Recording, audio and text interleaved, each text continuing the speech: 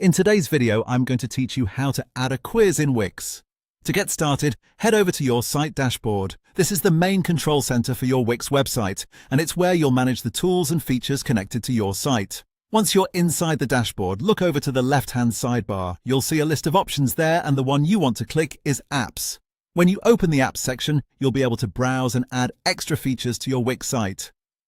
In this case, what you're looking for is Forms, so go ahead and use the search bar to search for Forms. This helps you quickly find the app you need without scrolling through everything manually. After you find the Forms app, click the option to add it, and then select Agree to confirm. This step installs the app into your Wix site so you can start using it right away. If you're following along, make sure you allow the app to be added completely before moving on to the next part. Once the app has been added, go into the Forms app.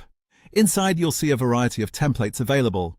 These templates give you a starting point, which is helpful because you don't have to build everything from scratch. Depending on the kind of quiz you want to make, you can choose the template that feels closest to the style or layout you need.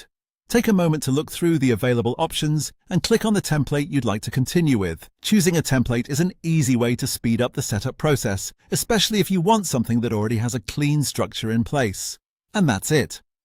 Once you select your template, you can continue editing the quiz. From there, you'll be able to customize the content so it fits your website and the experience you want visitors to have. If your goal is to make the quiz clear and engaging, it's a good idea to keep the layout simple and make sure each part is easy to understand as you edit. That's the full process for adding a quiz in Wix using the Forms app.